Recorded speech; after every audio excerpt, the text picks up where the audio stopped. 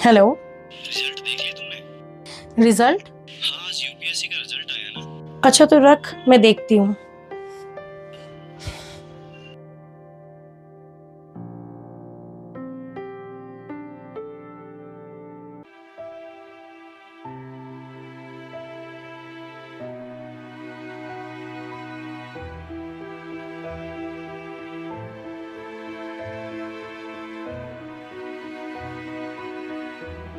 भगवान, मैं क्या करूं?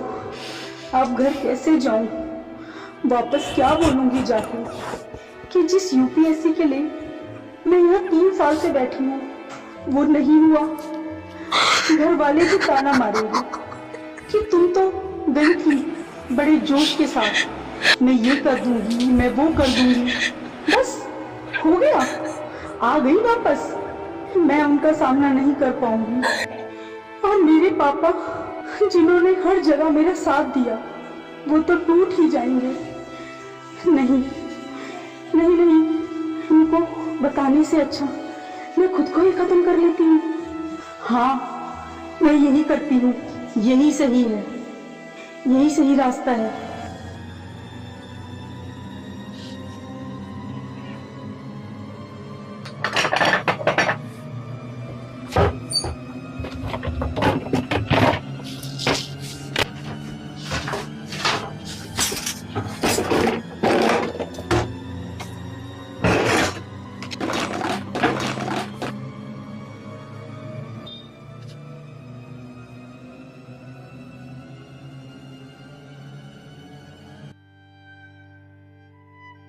समता समता तुम सही कर रही हो। ज्यादा सोचो मत। तुमने सही रास्ता चुना है। यही एक रास्ता बचा है। अगर कोई दूसरा रास्ता होता तो तुम्हें दिख जाता। इसलिए खा लो ये जहर और खत्म कर दो अपने आप को। फिर कोई कुछ नहीं बोलेगा। किसी को किसी जवाब पड़ेगा। हाँ समता, हाँ खा लो। ज्यादा मत सोचो।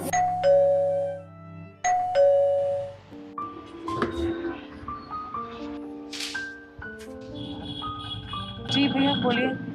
मैडम आपका पार्सल। नहीं नहीं भैया, ये मेरा नहीं है।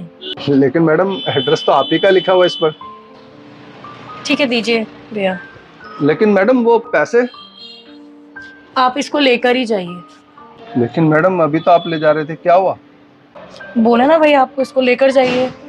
क्या बात है मैडम, कोई पैसों की दिक्कत है क्या? तुम डिलीवरी बॉय हो ना, तुम्हें इससे क्या मतलब? क्या है क्या नहीं, इसको लेकर जाओ ना। वो मैडम मैंने तो बस ऐसे ही पूछ लिया। एक्चुअली आप पहले ले रही थी, फिर जैसे ही मैंने पैसे मांगे तो आप वापस लौटा रही हैं, तो बस इसलिए पूछ लिया था मैंने। नहीं नहीं, ऐसी कोई बात नहीं है। अच्छा दीजिए, लाती हूँ मैं पैसे।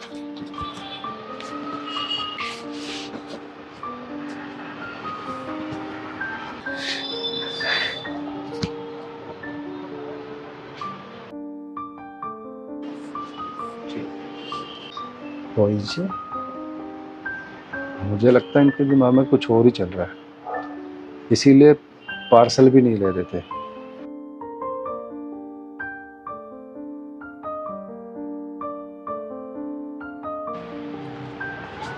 एक्सक्यूज मी मैम, एक गिलास पानी मिल जाएगा? अभी आप जाइए भैया, प्लीज पानी कहीं और जाके पी लीजिए। अभी आप जाइए। मैडम दूसरी डिलीवरी का एड्रेस बहुत दूर का है और बाहर गर्मी भी बहुत हो रही है, तो बस एक गिलास पानी मिल जाता। प्लीज एक गिलास पानी ला दीजिए। ठीक है भैया, लाती हूँ मैं।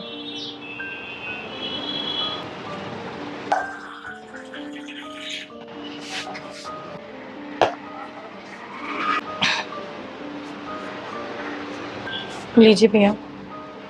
Thank you. Thank you. Madam अगर आप बुरा ना माने तो एक बात बोलूं, आप जो भी फैसला ले रही हैं वो मेरे हिसाब से गलत है, वजह चाहे जो भी हो। मतलब मैं समझी नहीं, कहना क्या चाहते हो तुम? मतलब जब मैं आया तो मैंने देखा कि आप बहुत उदास थी और आपकी टेबल पे ये जहर की बोतल भी रखी है।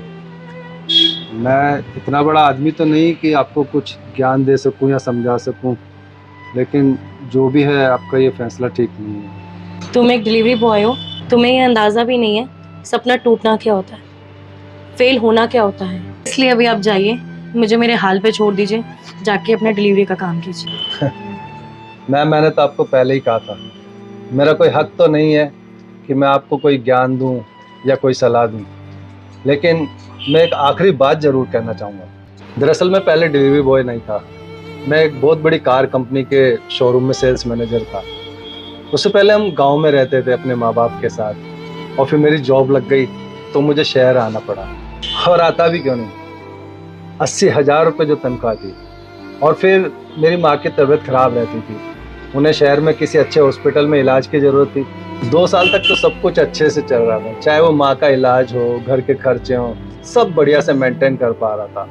भले ही मुझे कुछ बच नहीं रहा था, लेकिन एक दिन अचानक न जाने क्या हुआ, मेरी कंपनी के आधे से ज़्यादा शोरूम बंद हो गए और मैं बेरोजगार हो गया। और इसी वजह से मैं अपनी माँ का इलाज भी नहीं करा पा रहा था। लोन पर पैसे लेने के बावजूद भी पैसे कम पड़ रहे थे, और इसी दौरान मैंने अपनी माँ को भी खो दिया। जब मैंने देखा कि घर के खर्चे ठीक से नहीं चल पा रहे हैं, तब जाकर मैंने डिलीवरी बॉय की नौकरी शुरू करी। नौकरी लगने से पहले तो मैं एक बार आप ही की तरह हार चुका था, मैं भी आखिरी रास्ते पर चल पड़ा था। लेकिन फिर मैंने सोचा, मेरे जीते जी ये हाल है, इतना कुछ करते करते ये सब कुछ हो रहा है, तो मेरे मरने के बाद मेरी फैमिली का क्या होगा, मेरे पापा का क्या होगा, वो तो जीते जी टूट जाएंगे। इसलिए मैंने हार नहीं मानी, और मैंने सोचा कि मैं फिर से कोशिश करूँगा, फिर से एक नई शुरुआत करूँगा। और मुझे अब ऐसा लग रहा है कि आपको भी इस मुसीबत में हार नहीं माननी चाहिए, फिर चाहे वजह कुछ भी हो, हालात चाहे जो भी हो।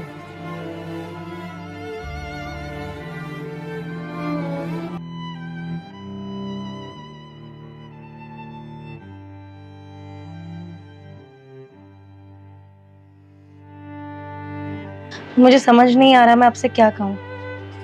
मैं 3 साल से तैयारी कर रही थी यूपीएससी की, वो भी घर वालों से लड़ के। ये मेरा आखिरी अटेम्प्ट था, इसके बाद मैं कभी यूपीएससी का एग्ज़ाम नहीं दे पाऊंगी। इस फेल होने के डर से मैं बहुत टूट गई थी। मुझे समझ में नहीं आ रहा था मैं अपने घर वालों का सामना कैसे करूँगी, वो भी इस हालात में। मैं यही सोच कर तो टूट गई थी, लेकिन आपकी कहानी सुनने के बाद मुझे कॉन्फिडेंस आ गया। अब मैं भी मजबूत हो गई हूँ, सबका सामना करूँगी, घर जाऊँगी और सबको समझाऊँगी। बस इतनी ही तो बात है मैम, लेकिन लोग इन बातों को समझ नहीं पाते हैं और छोटी छोटी बातों से परेशान होकर के उल्टे सीधे रास्ते अख्तियार कर लेते हैं, लेकिन कोई कोशिश ही नहीं करना चाहता हालातों से लड़ने की। खैर मैडम, अब मैं चलता हूँ, बहुत देर हो गई, मुझे आगे डिलीवरी पर भी जाना है। हाँ हाँ भैया, आप जाइए अपने काम पर, मेरी वजह से वैसे ही बहुत लेट हो गए हैं। और हाँ भैया, एक बात और, आपसे मुझे सीखने को बहुत कुछ मिला है, बहुत कुछ सुनने को मिला है। मैं जीवन भर याद रखूंगी इस बात को। ये तो आपकी बड़ी बात है कि आप इतना मान रही हैं, और आपको सच बताऊं तो मेरे तो जो मन में आया मैंने आपसे कह दिया, और अगर मेरी कोई बात बुरी लगी हो तो उसके लिए माफ़ी चाहता हूँ।